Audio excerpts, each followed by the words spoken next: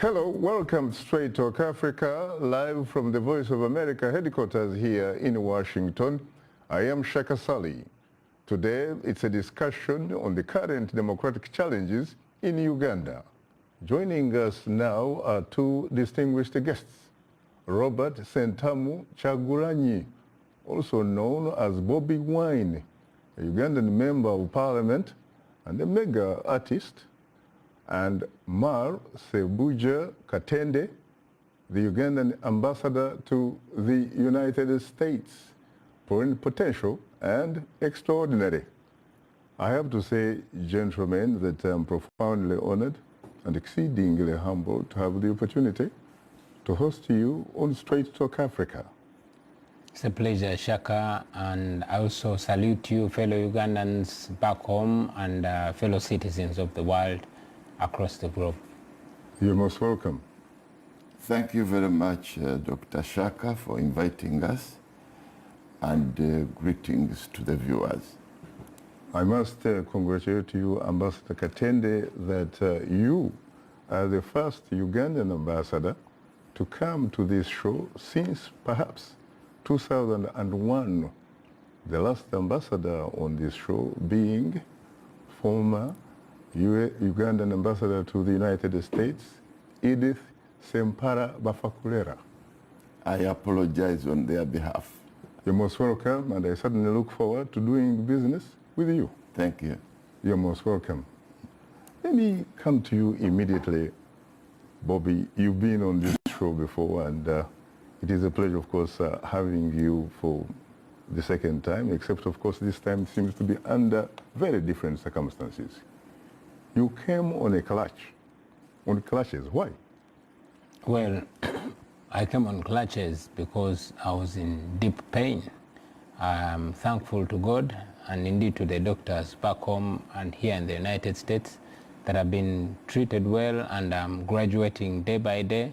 That right now I'm only using a walking stick, and being the strong man that I am, I hope to soon be on my 2 feet. What happened to you?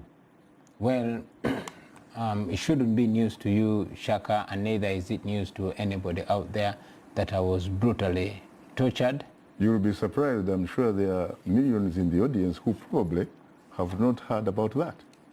Yeah, it is not something that I should be proud of. I was brutally tortured by a section of the Ugandan military called the Special Forces Command, and this is the section of the military that is charged with guarding the president. I was beaten, kept on handcuffs. A lot of despicable things were done to me. But I'm here, and I'm still alive. You're most welcome. Thank you. From what I have actually read and what I have seen, the Ugandan government says, on the contrary, you were never tortured. Those are their words, not mine. Well, it's such a shame. But again, it's not new for the Ugandan government to do something and disown it. I mean, I was not tortured alone. I was tortured. I was arrested brutally along with the Honorable Francis Zake, who is still in intensive care in India. I was tortured along with a lady called Asiro. By the time I left Uganda, she was still passing blood. I was tortured along a gentleman called Atiku Shaban, who sustained a permanently broken back, and 33 other people, including 4 members of parliament. The Human Rights Commission, the Uganda Human Rights Commission visited Machindi Barracks, where I was being incarcerated, and indeed wrote a report about the condition that I was in when they found me. Bobi Wine, no journalist perhaps would be worth his salt, frankly, if he didn't ask you the question, why? That is a question that probably should have gone to the government of Uganda. We have the Ugandan ambassador here. He will Why would a Ugandan be brutally arrested? Why would a Ugandan be tortured? Why would a Ugandan citizen be framed with possession of guns only later for the claims to be dropped by the government? I also still wonder why Now that we are with the ambassador of Uganda, maybe he will explain to us why so many Ugandans are being tortured, are wrongfully arrested, and indeed killed. Maybe he's in a better position to answer why. My brother, Ambassador Katende, I know that you were not in Uganda. You were here with me, but you obviously represent the government of Uganda. Exactly. How do you respond to this? Thank you very much, Dr. Shaka. And, without a clinic, of course, because you might mislead the patients to come to me. Yeah, I am glad to be here with the Honorable here. Actually, as ambassador, I took the responsibility to look him up because I saw him coming on crutches. I even went to the hospital to check whether, because as ambassador, I'm responsible for the welfare of all people who visit the US and those who reside in it. But I was told that he had been examined and discharged. So I said, well, it means he's okay. But of course, since then, I saw him with 2 crutches.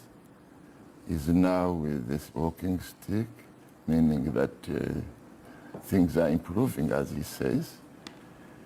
My only problem has been the purpose of his mission. And I take it that it is double. Is he on medical, but also for political activities, But before which you, is you not go, a crime. Before Which you is go not any a further, crime. Mr. Ambassador, Yes. do you have any doubt whatsoever that you are probably looking at somebody who may in fact have been tortured? Okay, let me first state this, Dr. Sally. First, there has been a lot of information circulating on the media that there is a lot of crisis in Uganda. I want to assure all our viewers that there is no crisis in Uganda. The country is stable, and only what we are experiencing are isolated acts of criminality, like what happened after the elections in Arua. Secondly, Uganda remains committed to the tenets of democracy, rule of law, and respect for human rights. On the issues which the Honorable here has alluded to, they are before the court, and the court will pronounce itself on them. And here we are guided by the rule of sub judice. But let me say this. Uganda does not condone torture. And whatever issues the Honorable has and any others of his association, any issues they have will be pronounced on in court. Uganda has functioning institutions, and I'm sure the Honorable will agree with me that he's benefiting from some of them. He's now here on bail, and he will continue to observe the due process. On the alleged torture, as a principle, the torture was one of the very reasons the government in Uganda came into being, because of past activities by the governments of the day. Secondly, Uganda is a signatory to the United Nations Convention Against Torture. In fact, it is the NRM government that ratified this Charter in 1987. Thirdly, we have a Uganda Human Rights Commission. The chairman of the Human Rights Commission visited the Honorable, and he will produce a report. The commission is an independent institution. It is not influenced by government, and we will look forward to its report. Unfortunately, Mr. Ambassador, time happens not to be our best ally. Yes, yes. But otherwise, I was going to tell you that UPDF Board of Survey has instituted an inquiry. The Uganda Police Force has also instituted an inquiry. Any security forces that might have committed commissions will face the consequences. We'll give you an opportunity later to talk a little bit more about that. Let me come to you, Bobi Wine. You heard Ambassador Katende essentially really saying that as far as the government is concerned, you were not tortured. I have also, in fact, read that a one colleague of yours in the artistic world called Bebe Cool, Moses Sali, son of veteran politician Vidandi Sali, has actually said for the record that whatever wounds or symptoms that you allege on you are fake. Now, I've done my homework a bit, and I was reading about torture. Listen to the definition of this: the action or practice of inflicting severe pain on someone as a punishment or to force them to do or say something or for the pleasure of the person inflicting the pain. It can also, in terms of synonym, it can also be referred to as abuse, maltreatment, persecution, or sadism. And according to the Oxford Dictionary, which is very accessible to a lot of Ugandans who went to school and the Commonwealth, it says, which is probably more accessible, of course, to Ugandans than the Commonwealth, it says torture is defined as the action or practice of inflicting severe pain on someone as a punishment or in order to force them to do or say something. Is that something that actually happened to you? Well, first of all, I will not address anybody else who I'm not next to. But I'm so glad the ambassador is here with me. You see, I hold Ambassador Katende in very high regard. I've read about him. I've seen him since I was growing up, and I think he's a very intelligent person. However, like Norbert Mao once noted, that if you're paid to be a fool, then your intelligence ceases to matter. I'm not saying our ambassador is paid to be a fool. He could probably be paid to lie, or to be ignorant, or maybe to be blind. I'd like to bring this to his attention. I live in Uganda. I've grown up in Uganda, in ordinary Uganda.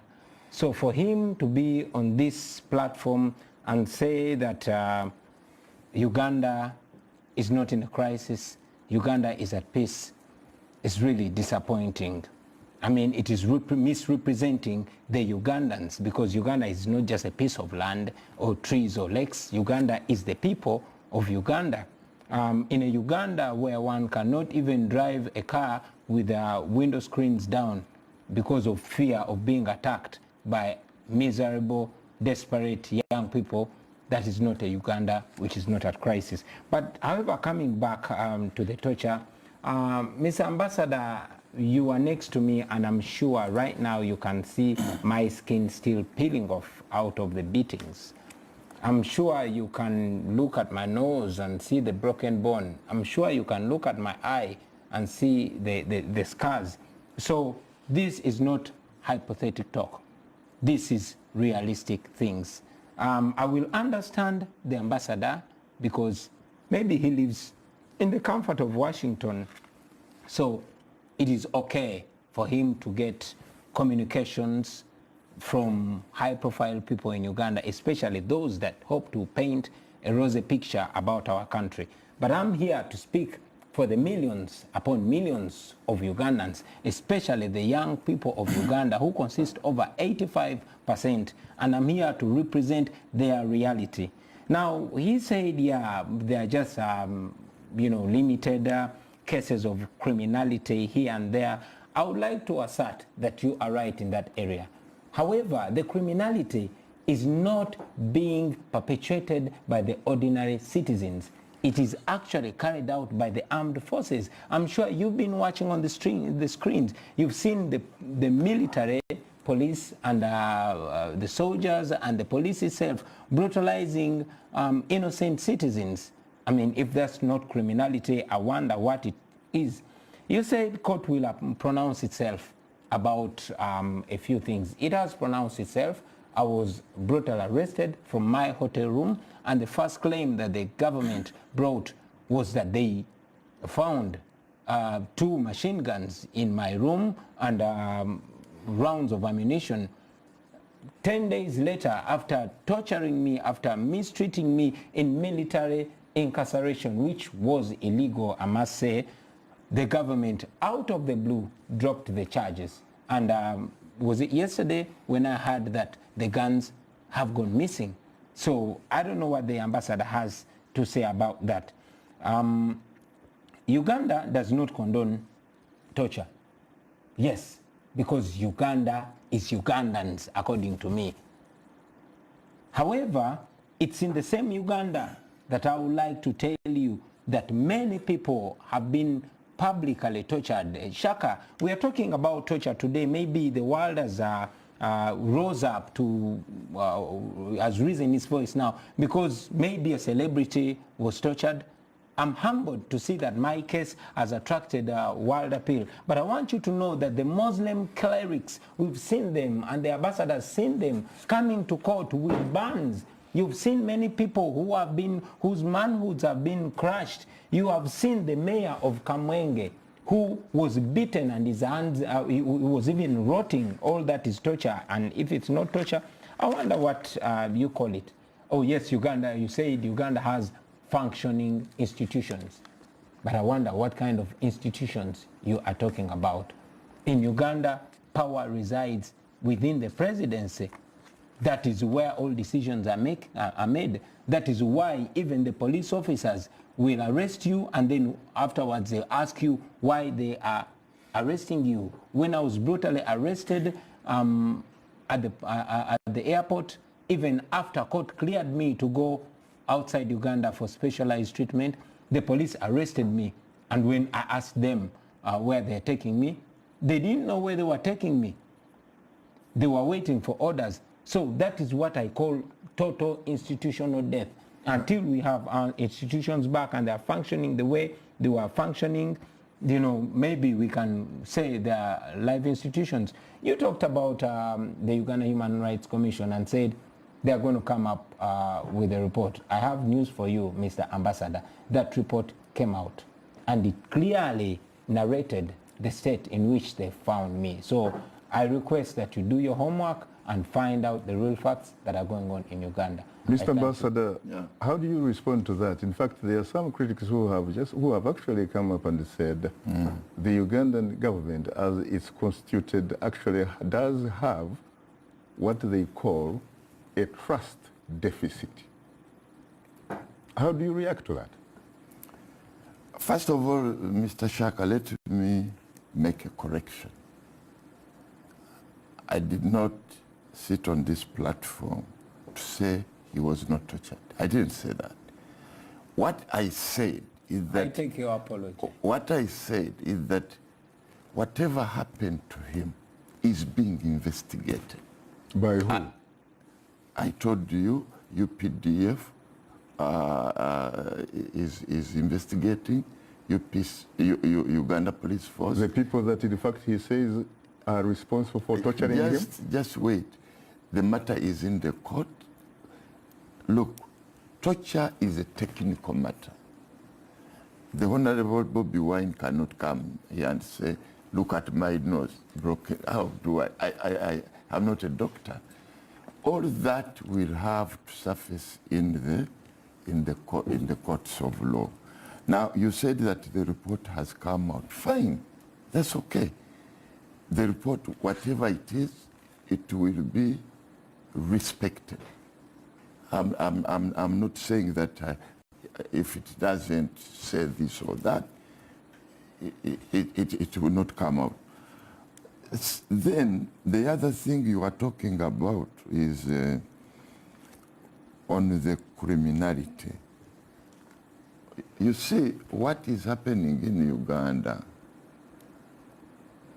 is the opposition politicians, those who have another view, those who have failed to convince Ugandans to give them enough votes to go into government, they think that the best option is to cause instability and emerge from that instability. That is the problem. But I want to assure you that the government is fully in control, and anybody who disturbs the peace, the law is there. And we must have trust in our institutions. Honorable Kyagulanyi, you are here because court said you are given bail. You have to respect that. You will go through the due process. It is there. There is no vacuum. And the pronouncement of the courts will be respected. You talked of Muslim clerics. Yes, there have been so many social cases. No. So many cases, like any other world. You have people who commit crime. You have people who get arrested. You have got people who appear in courts. These cases are in courts. Many of the investigations are going on, and the assurance is that the institutions are doing their job. There are challenges, yes. You have these criminal activities continuing, but something is being done about them. They are not condoned by government, and I assure you, they will be tamed. There is a time in 1987 when the country was rocked with grenades. A lot of grenades were killing people in the cities. And people thought that that was the end of Uganda. But government was able to nab those criminals, and that issue was resolved. This too is a bubble. It will go. The most important thing is the people of Uganda have the voice. The Honorable Kyagulanyi says he talks on behalf of Ugandans. That has to be demonstrated. The people you talk on behalf of are people of Kyadondo East, because there is evidence they elected you. So is President Museveni. Over 60% elected him. He can. Are you sure? Yes, of course. That's why you are here. Otherwise, you would have resigned from Parliament if you did not respect the democratic experiment we have. Mr. Ambassador, unfortunately, there is no democracy in Studio 47. If the producer tells me to go, I have to go. You're most welcome. Let me come to you, Mr. Ambassador. You talked about very interesting things about the government responsibilities. You talked about how Ugandan president has a mandate because he was elected and all kind of stuff. What about the increasing call for the issue of trust deficit? Here is a president who in 2001, correct me if I am wrong, he basically appealed to the Ugandan voters to give him an opportunity and support him to serve a second and last constitutional allowable term so that he could accomplish three very important things. One was, for example, to professionalize the army. The other was to secure a regional economic market. And the last was to choose a successor. This was 2001. We are in 2018. And you know what has happened since then? In 2005, you had, in a sense, what you would call the constitutional political shifting of the goalposts. Term limits were essentially thrown out. Last year, if I remember correctly, the age cap on the Constitution was removed, in effect, leaving an individual to establish a presidential monarch. This is a man who came in 1986, was very much loved by probably not only Ugandans, probably the entire continent, because he said the problem of Africa, or Uganda for that matter, was not about the African people or the Ugandan people. It was the African leaders who overstay in power. How do you react to that? Well, thank you very much, Mr. Shaka. First of all, Uganda is governed by a constitution. In fact, the constitution is the supreme law of the land. And that constitution has provisions. It has provisions governing all facets of socio-economic endeavor in the country, including sections that provide for its amendment. Now, the referendum, the change of term limits was subjected to the people of Uganda. To the members of parliament? The members of parliament are representatives of the people of Uganda, but who received, each of those people who you are talking about who voted for the change of term limits, yes, who received each of them, from what I saw, about $3,000. No. And the president himself, in fact, said the money was for quote-unquote facilitation. Dr. Someone Shaka, might say bribe. Dr. Shaka, you have no evidence. The evidence we have. Well, I'm a member of parliament. I can give evidence. I am also a land person. Look, what is true is that the parliament varied that provision on behalf of the people. There were sections of people in the parliament that did not support it. That's good enough. We practice democracy. You practice democracy? Yes. The president, in fact, is on the record saying, I brought you democracy. Wait.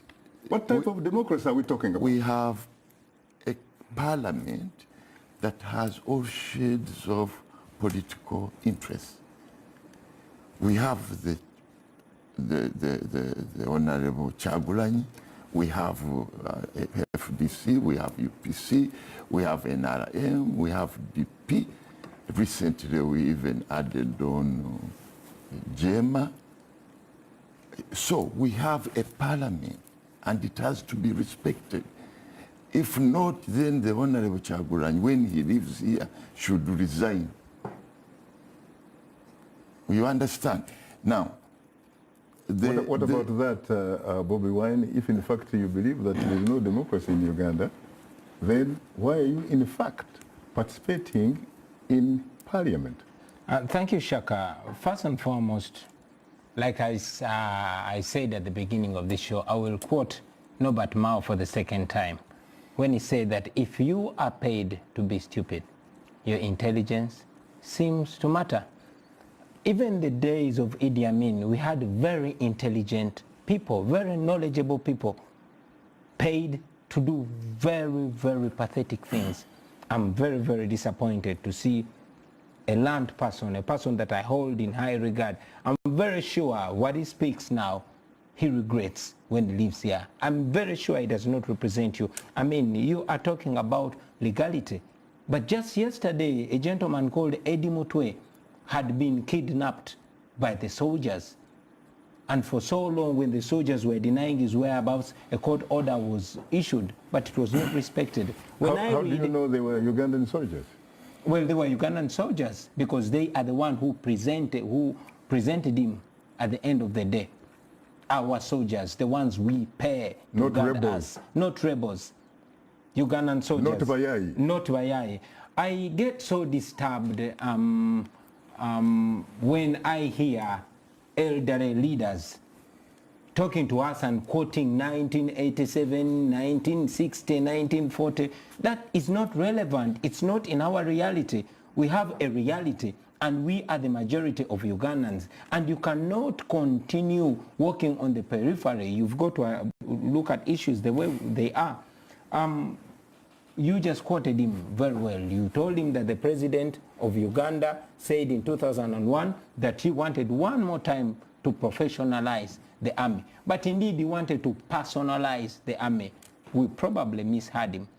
And yes, since then, the army and indeed the police that have been charged with guarding Ugandans have been playing politics instead. I see a lot of generals, and in fact, to their credit, they have attended a lot of advanced courses around the world. Thank you very much. He probably, in fact, may have accomplished that. Yeah, he may have accomplished that, but and then he probably also accomplished number 2, which was securing a regional economic market, which is the East African community. Yeah, but Shaka, look what at about this. Choosing the successor? Is it possible that, in fact, he might have chosen Yoweri Kaguta Museveni? Uganda is not a kingdom. Succeed him? Yeah, he might have cloned himself, you know. But Uganda is not a kingdom. Uganda is a republic. And our president is the same president that has been changing faces every now and then. Some of us were young. I was only 4 years when President Museveni came to power.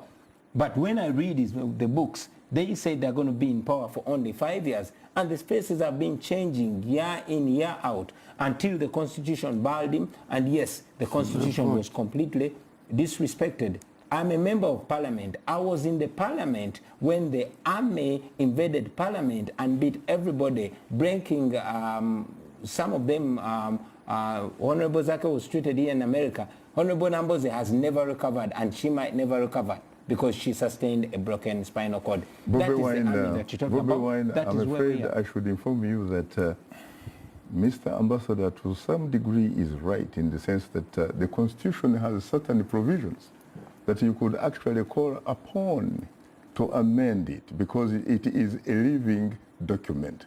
But does the Constitution also have provisions that allow the President to bribe members of Parliament to change the Constitution or to amend it? I'm glad you're the one to ask that question. Yes, now, Dr. Shari, that issue you are bringing up of bribery, he called it facilitation. You have got to prove it. You have no proof. I can help prove now, it. You are paid 29 million shillings, which I returned just for information. First of all, let me say this at this show. This is a dignified studio. VOA is very dignified. It's watched all over Africa. And I think it is not proper for the Honorable to come and insinuate and say, I'm stupid, I'm paid to be stupid. That cannot be. Secondly, I think that you probably owe the ambassador an apology. Well, if he misheard him, I would like to reassert the quotation. I said that I am quoting the Honorable Norbert Mao, who once said that if you are paid to be stupid, your intelligence ceases to matter. What about perhaps being paid to be economic with the truth? well, I like the decency of your words, but I wouldn't want to change somebody's quote because I am quoting somebody who is anyway, living. I forgive the honorable.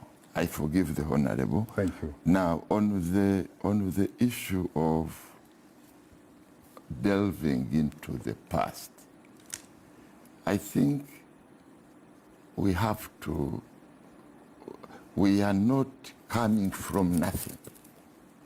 Uganda did not start when the honorable here became a member of parliament. Uganda is old. We have got a constitution that was not made yesterday. And we have institutions that have been building over time. Now, all those things about the things the honorable has referred to, the concerns about security situation relating to some individuals, we have rule of law. I think it's better to respect this. What about others who in fact say it is rule by law? No. We have courts. In fact, we do have courts. The same that are being the same that granted you bail to be here in the United States for whatever reasons. We do have institutions. You see, Dr. Shaka, when matters do not favor those who are opposed to government, then they are illegal, they are wrong. When the things are favoring them, like for example, when he came to parliament, it's okay. What about the government? But I have challenged him. What about the government? After here, he should resign. What about the government? In fact, somebody once said that probably the best description for your boss, the Ugandan president, is that he suffers from a disease of having a pathological fear of fair competition. That he actually likes to compete against people whose hands are tied behind their backs and their legs are tied together. Let me tell you the truth. I was denied the opportunity to elect in my life until recently. And since then, I make sure that I vote. President Museveni, let facts be told, he has support. What you see here are these, the political leaders who do not believe in him fomenting disturbances in the towns. And it's true, even Kampala, the president got something like 40%. The opposition took more. And that, let's say they took 60%. That's formidable. You can mobilize, the honorable here can mobilize that, let's say 30%, 50% of those voted. He can mobilize those to cause commotion. But what about information suggesting that the results that have actually ended up re-electing President Yoweri Museveni are essentially a reflection not of the will of the people, but the individual who announces the results. And those people who actually count the vote. Then that becomes another matter of discussion as to the genuine, whether our elections are genuine or not. We can have another 1 hour sometime. You can invite us. Really? But I will tell you, he has been, for example, recently, there are some constituencies, the opposition has won. They went to Kanungu, they won. Parliamentary, parliamentary. Yeah, not but the presidency. It's all about democracy. Then they won. If it was about cheating, you not have won those constituencies in Wujiri, in Arua, but the democracy works. It works. Now, on your issue, really, that's about President Museveni. there is that fear that if you cannot win him on the ballot, what do you do? Cause instability so that people think there is a crisis in the country. Who controls the institutions of violence? Maybe you should ask me about management of demonstrations in Uganda, which I thought the viewers may like to know. which was introduced to tie people, to tie the opposition's hands behind their backs. The Kando, yeah? Okay, I am here to tell you that that law, go and read it, relating to management of public associations and demonstrations, is more or less a replica of the American law here. Which is? Here, the import is that if you are to have a demonstration, you must seek permission. And they give you, here in the United States, they give you a license. And to do so, you have to go to police, tell them, how are you going to demonstrate? I think there you're right. What are the placards? I think there you're right. Even in the architect, in fact, of that bill actually was my friend, yes, former Ugandan Prime Minister, Amama Mbabazi. And he says it was not meant to be, for example, implemented or interpreted the way it actually works. But let's go to common sense, which is about that law, that you are going to demonstrate. What we have been witnessing by some of our political leaders, because of the ultra motive, they want to pass through commercial districts. The Honorable here was in Sauriako, and he knew what it meant. Was in Sauriako running battles with police. And people get their things looted, get their things destroyed, and government is saying, look, let's talk with you.